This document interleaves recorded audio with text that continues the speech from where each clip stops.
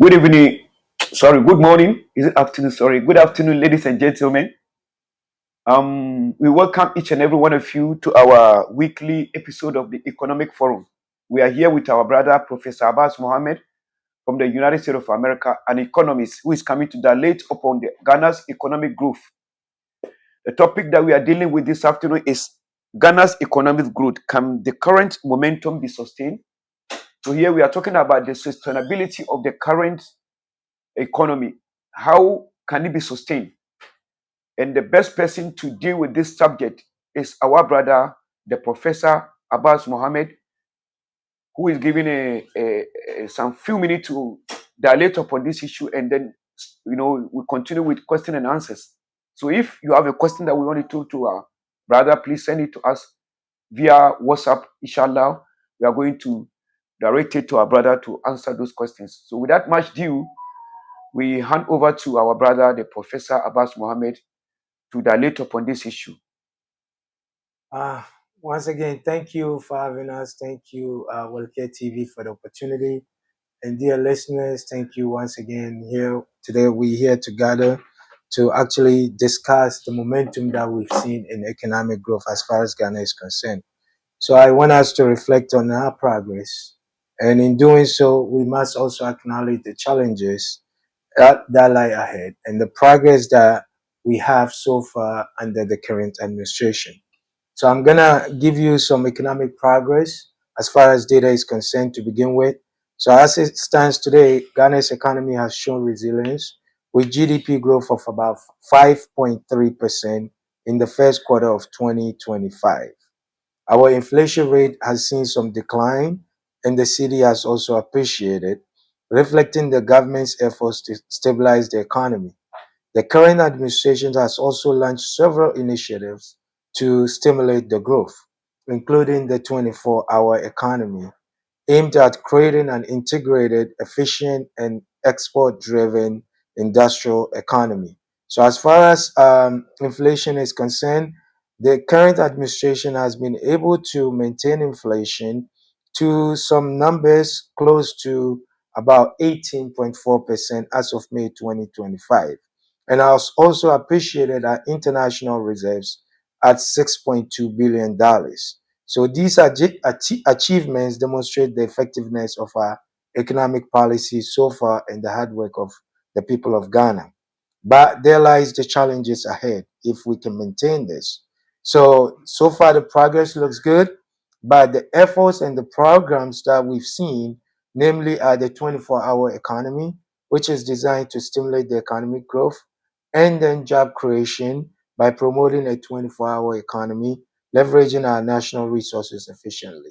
We've also seen fiscal reforms implemented to ensure macroeconomic stability, reduce debt, and promote sustainable economic growth. Uh, we've seen some effort of investment in human capital as well, which is has to do with the initiatives with the youth employment agencies to develop skilled and productive workforce, driving innovation and entrepreneurship. But there remains the challenge. Despite these efforts, Ghana's economy faces significant challenges, which includes number one, high external debt. Our external debt remains a concern requiring a careful management to avoid debt distress, which stands at 54% of our GDP. We still rely on imports. Our reliance on imports poses a risk to our economic stability, highlighting the need for diversification and increased domestic production. There comes the global economic uncertainty. As you can hear and see around you, the global economy is increasingly complex, especially with the actions of the United States and their leadership, which also is tied to the rising interest rate and trade tensions affecting many countries. But like I said the last time, the opportunities are still here. The potential is still with us. Why do I say that? I see an opportunity where we have opportunities for growth that has to do with the natural resources that we have, which remain critical to how we can move forward as a nation.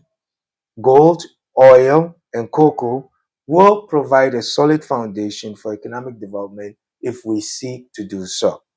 Strategic location. Our location offers potential for increased investment and trade by our location on the equator. That gives us an opportunity to be able to do trade across several countries around us. Then we have the service sector that's growing. Our growing services sector is also seeing an improvement, which we should leverage should we start diversifying. So, in order for us to take advantage of the opportunities that we have to diversify. We need to diversify our economy, reducing our reliance on few key sectors, promoting growth in areas like manufacturing, technology, and tourism. And we also have to consolidate the gains of the gold board with the effort that they've done increasing our reserves, giving us an opportunity that has seen our city appreciate. So if we can take that to the next level and industrialize, then we have an opportunity to maintain this growth. But that's what I have so far as the raw data is concerned. But we'll begin the conversation and try to take a deep dive on specific areas as it comes. Thank you very much, Brother Abbas Mohammed. The first question that I want to ask you is about the time limit of our policy. Mhm. Every government has 8 years, first 4 years, and then the next 4 years. Which is not even guaranteed. That is it. So I want to ask you, if you compare Russia, China, they don't put limitation to the policy of their government. Otherwise, what we are experiencing in Africa, Sub-Sahara, is the lack of continuity. So what policy do you think the government should enact in order to complete its policy before the coming of the incoming government, if there should be? All right. Because let me just make it clear for you. There are factories that were established in this country, but when there is a new government, it's shut down completely. So now that there is no policy of continuity, what do you think? Do you think the first 4 years is enough? Recently, our former president Kufuor made mention of this, that 4 years is not enough. I mean, 4 years is not enough for any government to enact its policy to conclusion. So I want to get it from you. Yes, it's a dilemma that we are still, knocking our heads around. And like you rightly mentioned, the countries that have seen sustained growth and evolution of their economies from what it was some 30 years ago to today is because of the leadership and the continuity that the leadership allows. If you look at China, their leadership is almost like stable. They will change the head, but the government is maintained to the highest level. And it's not like democratic like we call it. That's right. And then you can go to Russia, you can touch the leadership. So that allows them to be able to think a long-term, vision of their goals. But when you reverse that to our situation, we have a situation where it leads to short-sightedness. Even when you dream big, you only have to cut it short and try to see what you can do within the first 4 years. If you get lucky, you extend it to another 4 years. And within the 4 years, we expect that you do something amazing. And there's no theory anywhere, just like the former president said, economically speaking, that can see you make a significant gain economically in 4 years. No theory will support that. Before you even analyze the problem and try to figure out what needs to be done, you're already in your second year. That's right. Right now, this administration, typically speaking, let's look at our situation right now so we don't go too far. NDC came into power. It's already 7 months. That's right. Now. They haven't started anything yet. They're just trying to figure out what is it that they inherited. That's right. And then trying to put things in place to get going. So by the time they get going, it's going to be the second year of the administration. Maybe late this year, if they're lucky. Late this year, they get going. And then second year, they have 1 year to actually implement something significantly. Why do I say that? Third year, they have to pause and seek elections. So that means whatever programs they have, whether it's infrastructure. We're talking about a country that hasn't started anything seriously. We lack in infrastructure. Industries are not booming yet. We have a whole lot of work to do, which is capital intensive, time consuming, and we haven't started. So if we should start the end of this year, by the time they figure out what is it that they're dealing with and get going, it's going to be second year, third year election. Towards the second part of this second year, third year, they have to pause and seek elections. So that means that they will probably not be able to get the agenda that they have all executed 100%. So we have 4 years that have been basically just discovery, because usually you have to do discovery, implementation, all right? Discovery, implementation, monitoring, all right, for us to see impact. So these are all lags that we talk in economics. Before you get things going, by the time we actually feel the impact, it will take some time. You're talking about sometimes 5 to 10 years before things get felt within the economy. That's usually the theory. That's what the theory will tell you. Before anything gets felt in the economy, after implementation, it takes some time. But if it takes us time to even do the discovery, this is the discovery phase that NDC is going through. So by the time they finish discovery and start coming up with solutions, the blueprint of where we really need to go, because they have a lot of agendas and all of them are fantastic, but there's no time to execute on them. So we have to do either two things. Either we go back and change our constitution to allow us have something that's long-term, but there's a risk. The risk is that if we don't have a good leadership, we vote somebody in power and say we give him 6 years or 8 years as the first term, then we stuck with that person who's really bad for 6 years. Unless we can come up with a situation in the constitution where, yes, we extend it to 6 years or 8 years, but if your performance is lacking, somebody within, let's say, the parliament can call for, impeachment or something like that. All of these are something we can work out. It's our constitution. I always say that. It's our constitution. We can do whatever we want with. That's right. All right? There's nothing set in stone. We can't be practicing what America is practicing. America has already developed. That's right. Even with no president, America will run, because the economy doesn't run with the president. The economy is independent of the leadership for the most part. Yes, you make tweaks here and there, but the fundamentals have already been built within the American system, which is run and monitored by the Federal Reserve, which has no affiliation with the politics. So when you have a system like that, that's running on 4 years, you can just copy 4 years in a country that really needs a lot of work to get going. How many projects have we abandoned? So right now, let's come back to this example where NDC should start something. That's right. Right? They start something later this year. Next year, they push it. If they don't finish, what happens after 4 years? If they don't win elections, 9 out of 10, nobody will touch all those programs. That's right. All right. If you want to know that, see how everybody is thinking right now. Instead of fixing the problems we have, everybody is creating another agenda. So why can't we fix all the projects that has been abandoned, get it all completed, and then we continue?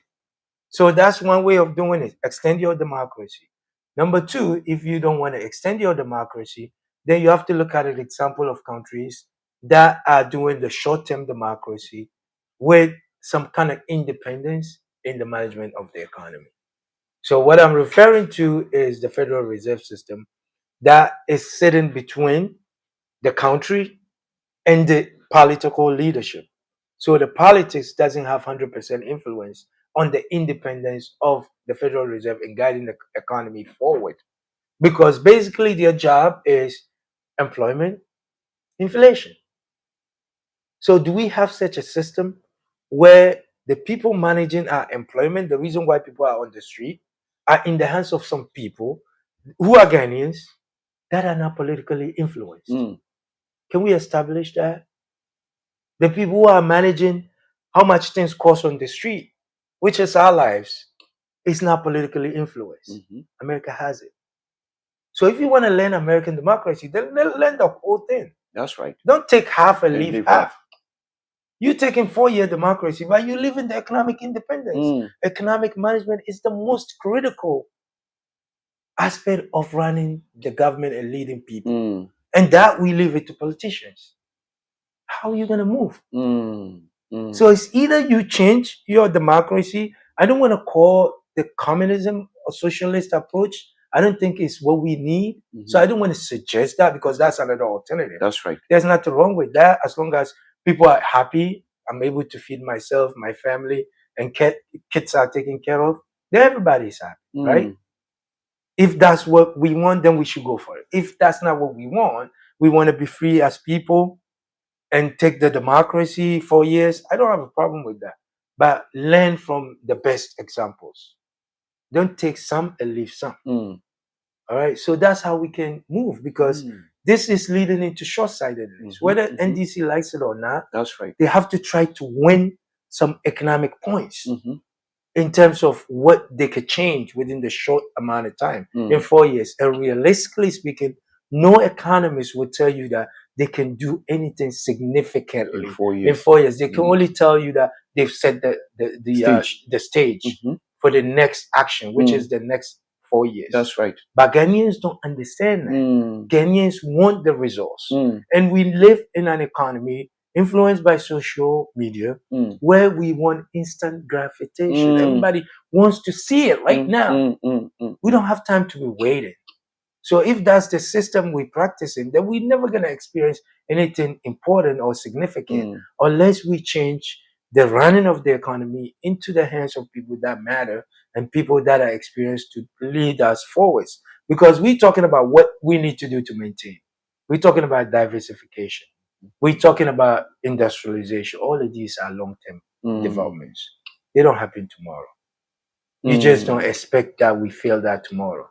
So these are all long-term programs. Fantastic. Yeah. I really agree with you 100%. And you've answered my second question. I just want you to ponder over it some more. The sustainability of previous projects that were established, like the Commander Sugar Factory started by NDC. Okay. There was a time we had our own shoe factory. We produce our own shoes. Yeah. So those project has been abandoned. Yes. So what policy do you think the government should enact, even if in its absence, the next government should continue in order to create job opportunity for people? In the current setup, the only thing I think is possible is to look at some levels of constitutional review that will allow us to create, like I seen an example in, I think it's Malaysia or Singapore, where I read that they have a percentage of their budget meant for economic programs that's not negotiable. It doesn't matter who comes into power. So that's another approach. If we can do full-blown independent organization that sits between the government, political government, and the citizens of Ghana, then we can have a clause in the constitutions that allow us to dedicate a budget percentage for economic development that cannot be touched by any government regardless. So if, for example, Commander Sugar Factory have been allocated $50 million to get up, and the project has been given to a team or company to pursue it, then as part of our leadership, the constitution should allow the parliament to follow on that, not political leadership, to follow on that, because the money meant for that is going to stay in the coffers of the Treasury or the Bank of Ghana, right? The Bank of Ghana will hold the money, and then as the project is being done, depending on the phases, that whatever structure we decide, the money is going to go out based on completion of the project, and is the oversight of maybe a finance committee in parliament to ensure that these programs are done all the way to the end. So we have to do what we can do given the current situation that we have. All right. So that's what we should do. Because if we're not ready to make the migration to a full-blown independent organization, then we should do this. Yeah. So, Brother Abbas, thank you for that. Our economy is dollar-based. Mm. Now the dollar is depreciating against the cedi, Mm. but the prices of items are still the same in the market. For example, the essential commodities that we purchase, the prices are there. It's not being cut to the lower point. As much, yeah. But I'm suggesting, what do you think if the government should, import some of these essential commodities and sell it at its control price in order to force the market people to also reduce their price? That's an interesting suggestion, but with the government interference in the market, it usually messes up things, because what you have to ask yourself is the inventory that's being sold, when was it bought? Was it bought at the time when the city has appreciated, or when the city was actually depreciated? So you don't know what the seller is dealing with. All right, let's assume, or we can say the seller is not seeing the reduction in terms of when he acquired the inventory that he's selling right now. So instead of interference in the market at that level, I don't think any economic, theory would suggest that the government, even if you think about it, you don't want the government to get into the daily operations of the market. It's a demand and supply thing. Because if, for example, the big buyers of whatever it is that you're selling have been able to buy the good, import the goods right now at a reduced prices because of the appreciation of the city, then they should be encouraged. The government can encourage, but not to interfere directly. Encourage the big buyers, the bulk importers, to charge reasonable prices, to encourage the small scale sellers to also follow suit, because it's a demand and supply. If somebody reduces the price and you don't, you will end up with a product, so you'll be forced to reduce the price, follow suit, and probably try to beat the price. That's how we get the price lowered naturally under demand and supply situation. So the government can encourage, he can advise, but I don't suggest the government directly involving into importing goods and services. Instead of doing that effort, why don't we substitute the good? Rather than using your energy to import, why don't you replace the goods? All right? If it's essentials, like you mentioned, then why doesn't the government look to replace substitute the good that was imported? If it's rice, why don't we produce the rice ourselves? So if the importer is overcharging us, now we're producing at a reduced price, then the importer will be discouraged. He will sell it at a loss and walk away and would never import again. So that's where the government needs to be. And in doing so, guess what? We created jobs for people to work in those factories. We created income for a lot more than people than one importer. That's what industrialization does, the multiplier effect. That's why we should look to industrialize certain key areas rather than forcing ourselves into the import game. I don't encourage the government to ever go into importing goods and services, because that doesn't make sense. You should rather focus your energy where it matters, where an action will trigger a whole lot of benefits, what we call the multiplier effect. Instead of doing that, produce the good here, sell it at a reasonable price, lower than what is being sold when it's imported. In the process, you're hiring people, you're creating income. Income creates an opportunity for people to buy somebody else's goods from other businesses, and then the whole economy flourishes. So that's where the growth will happen. But the import game is not going to get us anywhere, because so far import is just too much for our size of our economy. We should be producing at least what we eat. Okay. Yeah. So I'm happy you've mentioned the import that is not necessary for the government. Yeah. So now what I want to find out is, if you look at our vegetation, it's green, and our land is so fertile, right? To the extent that even if you spit, something will grow. So do you think the government should enact a policy that will stop migration from the north to the interior of Ghana, like Accra and Kumasi. So what do you think the government should implement in order to put these people into the farm, in order to start producing? And if these thousands of people from the north will go back to the farm sponsored by the government, they should be lower the price and the higher the quantity demanded. Yep, that's exactly true. So what should the government do then?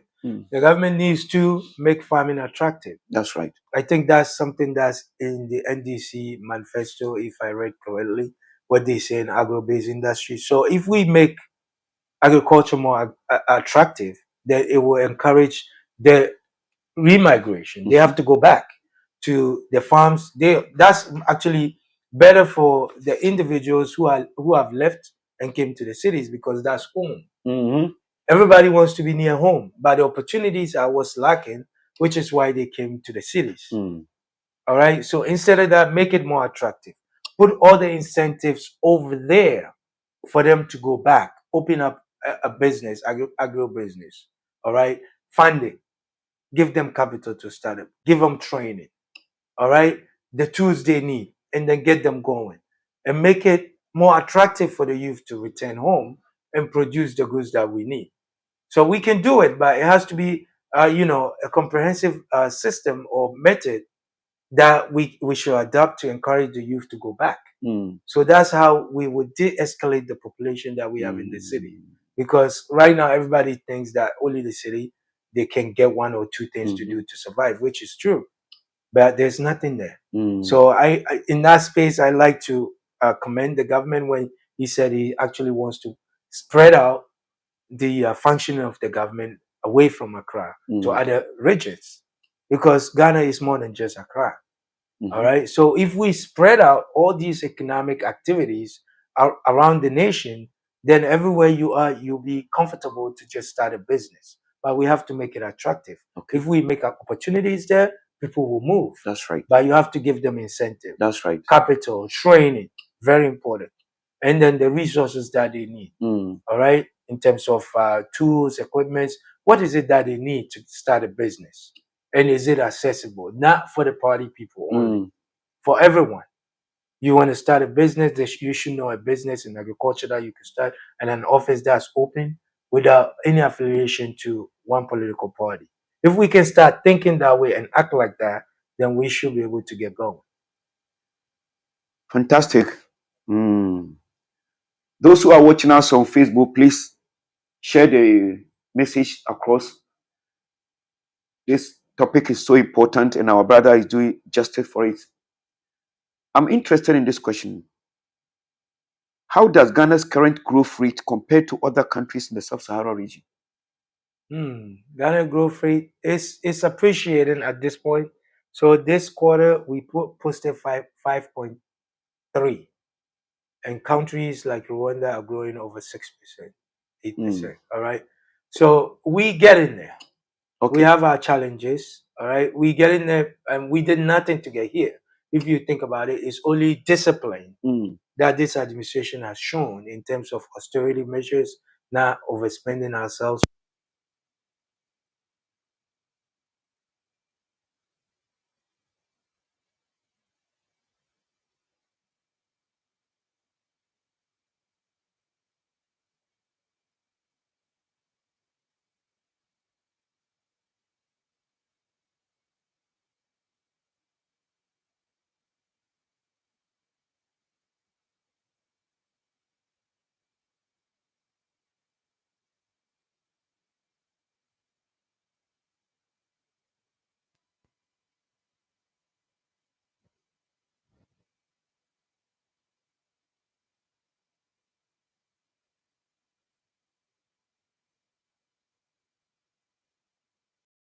What it takes to get there. That's right. We just have to act.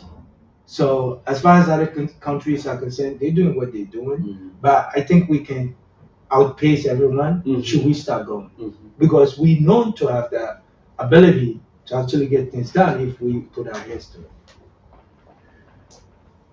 Prof, this privatization, Yusuf, please open it for me. Privatization we have ended up privatizing all what government owns that represent the people. So how, I asked you this question last week and I still want to ask again. How do we get it back? If the question is, do we want to get it back?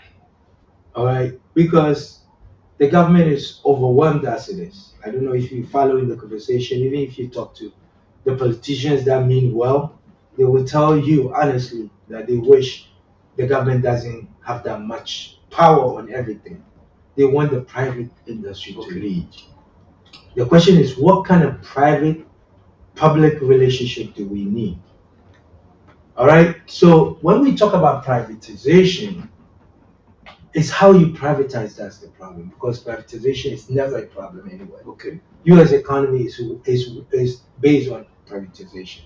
Government barely does anything as far as owning companies and stuff like that. They don't own anything. Even infrastructure, light, and everything has been sourced out to a private company, but they have oversight. Any poor performance will be punished severely.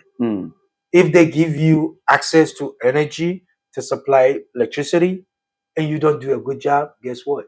That contract can be canceled and another company will be given the opportunity. Can we do that? How do we privatize? Are we giving it to our party folks? Or are we doing it based on competence? So that's the question. It's not the privatization that's the problem. It's how you do it that's the problem. If it's not the party politics or party people that we're giving it to, not incompetence, then we're giving it to a foreign investor who comes and takes all the benefits and go out. That's right. So we got something wrong here. If we're going to privatize, then we have to look within. That's right. We have people that have the capability, they have the experience, they have the know-how, and they have the leadership to run our businesses, whether it's ECG. There's no reason why ECG should be running a loss. I can put my head around it. Anytime I don't understand. There should never be a reason for that. In a situation where when you build your house, you're the one buying the electric pole, you're the one sourcing the power, you pay for all of that yourself. So what is electricity doing as a company to run at a loss? It's because people are mismanaging the money at the top. So the question is, how do we clean that up? Are they competent enough? If they're not, then we should get rid of them and get people that can run, that have the experience to do that. And the same applies to all the government companies that we have privatized. All right, there's no reason for losses. Running a public company doesn't mean that you should run at a loss. If you have competent people, not politicians with no experience or lack of competence, incompetent people running the show, then we can experience some profitability. Because the moment you make it a company, then the goal is to maximize profit. It's no longer a public company. If it's the reason why they went private is because they wanted to maximize profitability. That means you have to run at a profit. If you have to run at a profit, then you need competence. That's leadership needs to be good. But you can't tell me that somebody has never worked in their life to be a CEO of government company and you expect profitability. No. Where's that going to come from? The person has never even managed a single soul. No experience. So that's where we have a problem. What key factors are currently driving Ghana's economic growth? So far, it's austerity so far, as far as this momentum is concerned. The lack of spending and then the reserves that's coming in terms of the gold, profitability. Gold prices is appreciating because that's right now like the safest investment given the economic situation, global economic uncertainty that's going on, especially led by US. So everybody feels confident in, gold trade. So that kind of help with the pricing because that means demand is high.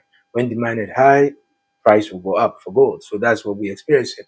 And then what we also seen is the increasing of the reserves with the intervention of gold board and all of that. So our reserves are appreciating, which led to all these economic gains as far as inflation is concerned, bringing it down to about 18%. So these are all benefits of just putting things in order. That's the good thing about what we have so far. We haven't started, but everything looks okay for us to get going. The question is, when we take off, how do we manage the rest of the economy. How do we put things in order to maintain this momentum? All right. So our economic growth is led by this. It's just discipline, fiscal discipline, austerity measure, lack of spending crazy like in the previous administration. Now we're very careful under the guidance of IMF. But the question is, we can't stay here forever. That's right. We have to start moving, whether we like it or not. By the second half of the third quarter, because we're already in June, so we almost end in the second quarter. So we have to get going. And when we get going, that's when the reality will set in. Whether we can maintain the momentum is something that we yet to see. But we can easily do that if we take the gains that we have and diversify the gains in the things that we're talking about, industrializing, ensuring that we're adding value to our processes to ensure that we can maintain the growth cycle and actually keep the prices down rather than what we have right now. We can actually go further than that and even maintain our forex gains in terms of the appreciation of the city. We can do that too. But that's when we get going. That's when the reality will set in. I want to find out from you, sir, Mhm. the issue of emancipation. Yeah. Should the government enforce this yearly? Should it be a yearly thing? Kind of every year, the government must privatize. Must concentrate on enacting some of our history that has happened to us in the past. That the government should encourage foreigners to come to Ghana in terms of tourism and enacting an emancipation day for us to be able to get some foreign exchange. Yeah, I would say yes. Every year, emancipation, not just emancipation. Why don't we monetize it and give ourselves the opportunity to consolidate or take the advantage of the diaspora that we're going to invite? Because instead of them coming for just the festivities, why don't we use it as an opportunity to have conferences all around the country, showcasing them the vision and the business opportunity that we can open our doors for them. Because we're talking about diversifying the economy. We're talking about privatization. Everything that we spoke about so far, we can't do it alone. We need investors. Ourselves and the people that look like us who are in the diaspora. Some of them have money, billions of dollars. They don't know what to do with it. How have we communicated our intentions? Honest intentions about where we need the country to go. The problem with that is, as people, we haven't even sat down to talk to each other to understand where we need to go as people. If we can agree on where the country needs to go in the next 20 years, then we can build all these programs around it. And trust me, we will have more people coming in than we ever think. A friend reached out to me from Liberia. He has similar program, people encouraging people to go see Liberia, but they don't have as much history as we have. And each time he talked to them, they're referring him to Ghana. They were like, no, Ghana is the place we really want to go to. All right. And then he reached out to me because we sat in the same class in Colombia. He was like, you're the Ghanaian that I know is vibrant and you can make things happen for these people I'm trying to get to Liberia, but they're always referring to Ghana. So I thought about it. I was like, this is an opportunity that Ghana hasn't done a good job on, because our embassies are not business driven.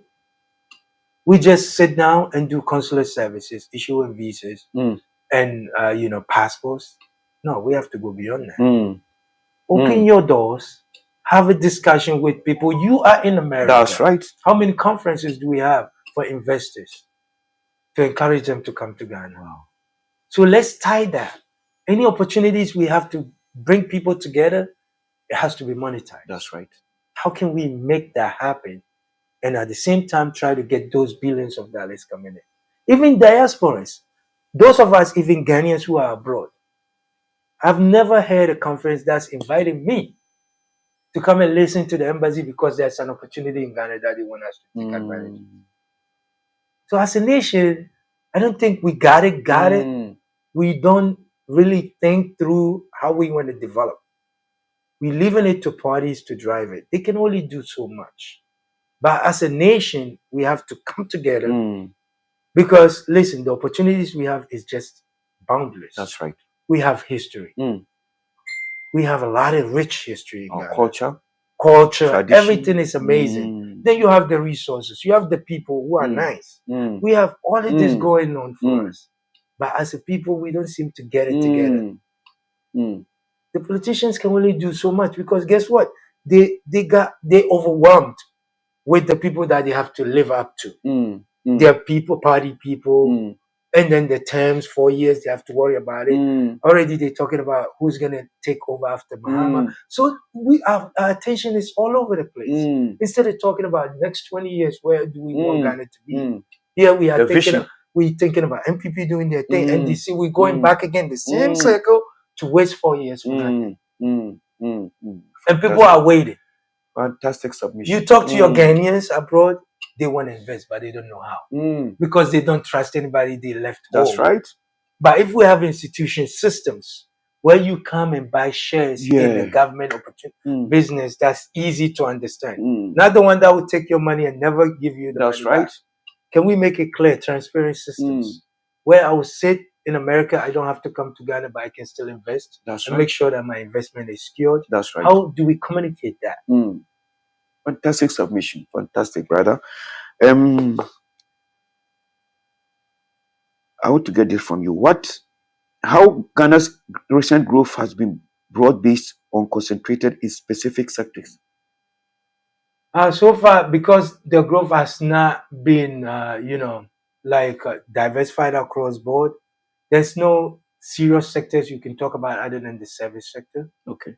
All right. It's usually the service sector, and then you talk about the trade, which has seen gains in terms of the appreciation of the city. So you look at the export import that has also. So you talk about retail, all these trading industries experiencing that, and then the services because money is able to do a little bit more now. So we've seen those gains. But the other sectors that we really need to get going, is the value addition sectors that I'm waiting to see, because the reason why I emphasize on that is the trickling down effect or the value, the multiplier effect that we have, because that's a sector where when one is touched, it goes far beyond the one person that you touch it.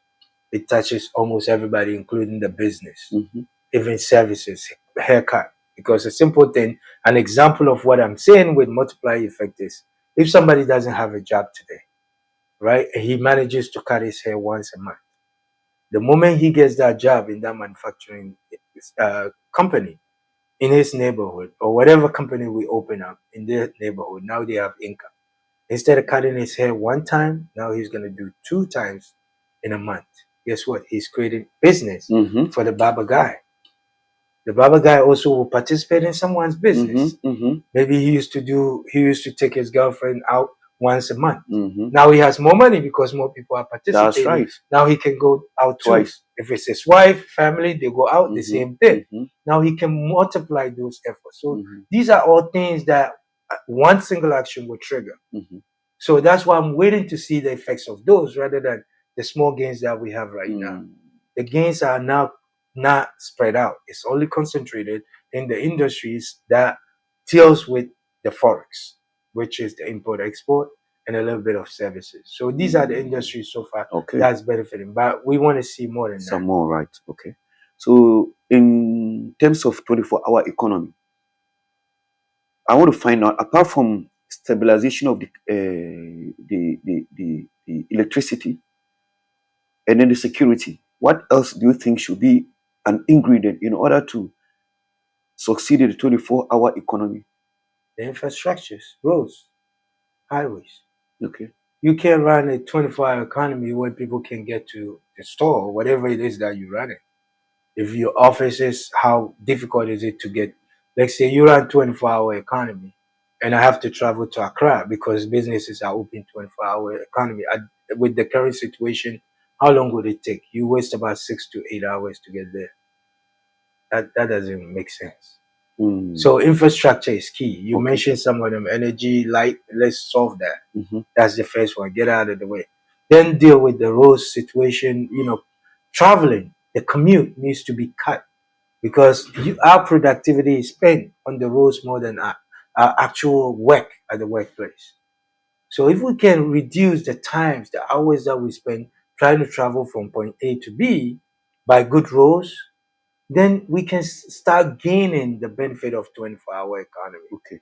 All right. But I'm glad to hear that they have that under the scope of 24-hour economy in the things that they're looking to do to ensure that it's successful. So if you think about it, it's not so much about people working 24 hour, around the clock. It's actually a mindset thing that they want to bring, that we can do more than what we're doing in terms of productivity. Okay. That's because I spent time listening to the whole breakdown in Parliament of the Parliament committee that that listened to the presentation. I played it for almost an hour to hear what is behind it because it just doesn't make sense to tell me that people have to work 24 hours. But there was more to it than what is being said outside. So what I took out of that is productivity. They just want to ensure that we can be more productive. Okay. How we're going to be productive is to ensure that we have all these things we're saying and that the economy will continue to flourish the way we want it.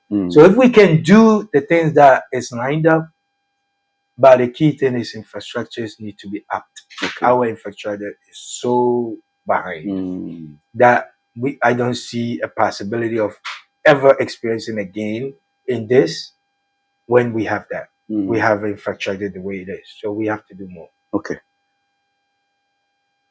What are the major threats to sustaining the current economic momentum? The threat number one is external. Okay. Because we are in a global village. So we cannot say that we don't expect, external vulnerability. We still have it because we don't have a sound economy yet. So anytime, a country like America gets its acts going, then we probably will have to take a dip. All right. And then socially, politically, there's also an external threat. So that's also something we have. The lack of peace around the globe is an external influence. And then you talk about economic challenges, the competition that we need to face should we get going. All right. If it's a good that you're going to produce rice or whatever it is that you produce, then you also have to look at the challenges. I would call that a competition rather than a threat, right? So it's a competition. But the threat is always the external shocks that we have. But if you don't build a resilient economy, then you're always exposing yourself to the external shocks. So US start going and things start going. Because if we don't diversify, then we're always in the hands of these nations. Okay. The prices, they're gonna determine the prices. Okay. All right. But if we diversify, we take control of the price. And like we did with the gold ball. So gold ball is a simple act of price, managing our prices our way by the way it was set up. So we can do that for gold. We can do that for other sectors of our economy by adding value. All right. We add value to the goods, then we get to control the prices. Okay. So these are the ways we could do it. So do you think the banks, let's answer this one and then we speak a little bit of our local language to our people. Yes. The early days of the former government, they closed so many banks, including some institution, Men's Gold. Instead of supporting them with the monies that they need in order to continue, they rather close them down. So do you think the new government should bring them back by supporting them in order to create employment? Yeah, I think he spoke about looking at that situation. The government was mentioning that. But the reason why the bank was closed is what we have to look at, because the bank is supposed to remain solvent. And if they have investment with the central bank, which is the Bank of Ghana, that is the safest investment you can ever dream of.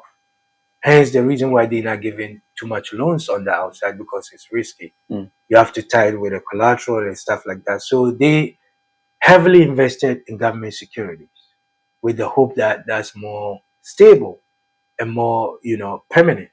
And then they turn around, the government ended up not paying its obligation and ended up shutting them down, which is never heard of. It's nothing you can ever heard of, because usually when banks collapse, it's because they're not solvent. And then the central banks are there to make sure that they're solvent by regulations and then by managing interest rate and then open market operation through the sale of bonds and buying of bonds, like everybody does. But only in Ghana do you hear that a government who's participating in the buying and selling of bonds will actually force a bank to close because he fails to pay out his obligation. So that is unethical, and I hope it will never repeat itself. Okay. But as far as reopening, I don't know if we have the capacity in terms of resources to support the banks. Some of it might be something we can recover, because it requires investment in that area. And then there's challenges with the other sectors of the economy. People are waiting to get to jobs and stuff like that. Yes, if the bank will give us the jobs, how many jobs would they give it, compared to if other sectors of the economy is developed, how many jobs we're going to get there. So these are all discussions that we can do, but there's always a way out in terms of how many banks we can bring back. And maybe there has to be some consolidation of banks, because in the US, when we have situations with bank runs and stuff like that, instead of dissolving the bank, we merge them. The bigger banks will absorb the capital and the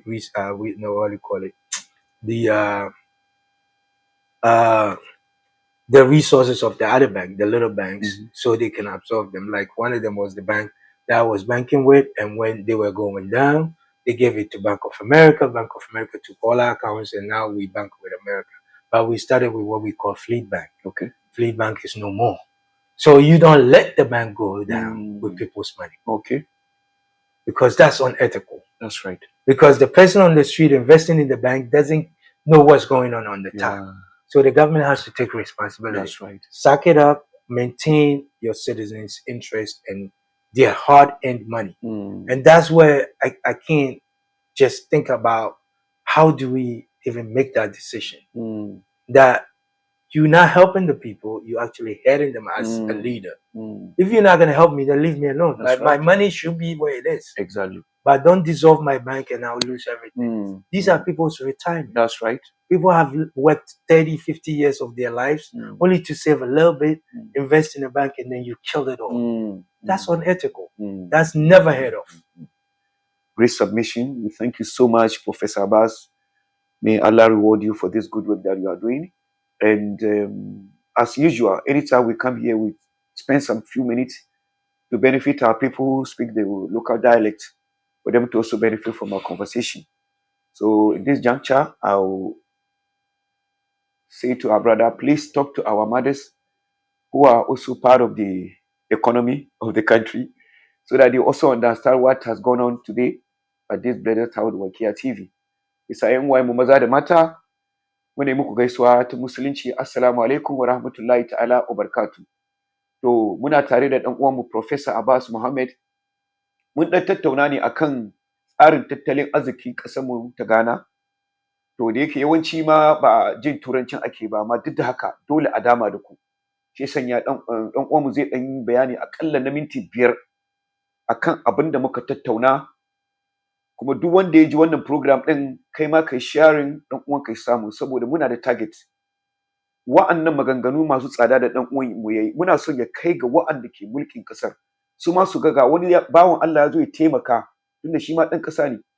Allah mai baiwa da ilimi, ba zai yi rowa ba, zai zo shi ma ya bada, har ya kai ga manya su ma su yi amfani da abin da yake faɗi, saboda mu talakawa, mu 'yan ƙasa, mu ma mu amfana. Isa ba tare da ɓata lokaci ba, zan gayyato dan uwan mu Professor Abbas ya dan yi bayani a cikin Hausa na minti 5, sai mu rufe wannan mu'amalan da muke insha Allah. Bismillah. Assalamu alaikum wa rahmatullahi ta'ala wa barakatuh. Wa alaikum assalam wa rahmatullah. Ina jin yau dai mun tattauna ne kan zancen tattalin arzikin da abin nan kokarin da wannan gwamnatin ko kuma garin ya yi har yanzu inda muka kai yau, wata kenan wata kaman 7 kenan, na 7 muke cikin ga da muke ganin alamomi na cewa kaman mun gano bakin zaren. Muna fatan za mu ci gaba da ƙoƙarin. To shine muka tattauna me za a iya yi ya so wanga ƙananan amfanin da muke samu ya zama mana wani abu babba. Shine muke tattaunawa da cewa kamar in ka lura da sauran ƙasashen waje kamar ƙasashen da ke gabanmu, ababen da suke yi shi ya kamata mu yi kwaikwayo. Ababa dai da suke yi shine abin da ake ce da diversification, wato kenan ba za ka tsaya waje dai ba ne kana yin abu dai kawai ba, ka duba hanyoyi da arzikin da Allah ya yi da garin da za mu iya mu sa shi ta kan hanya da zai kawo mana amfani kamar wajen samun aiki na matasa, sannan kuma farashin kaya ya ƙara raguwa saboda ya kawo da al'umma sauƙi. To kan wannan muka tattauna dai muka shiga wasu wajaje da yawa har yanzu muna cewa dai muna fatan yanzu dai gwamnatin ƙoƙarin da ya yi, amfanin da muke samu da dama ya kasance saboda rashin kashe-kashen kuɗi ne ya sa yanzu muke ganin amfani, wato kenan mun samu tsari, mun samu order, mun samu wani hanya da yanzu ya ba mu dama da muka yunkura fara aikace-aikacen dai muka sa lissafi da mutane da suka kamaci za mu samu amfani mai ɗimbin yawa. To kan wannan muke tattaunawa har yanzu da fatan an saurare mu kuma insha Allahu sabon mako mun zo mu ci gaba da lamari. To jazakallah khairan jama'a, godiya muke da kuka kasance tare da mu har zuwa wannan lokaci. To insha Allahu ababen da dan uwanmu ya kawo mana yana da yawa, amma kuma za mu iya yin shi lokaci ɗaya ba, sai dai mu ta yi shi guntsiri sai sanya kowane sati muke zuwa. To insha Allah kuma a tare mu sati mai zuwa ranar litini daga ƙarfe 5 zuwa ƙarfe 6 na maraice.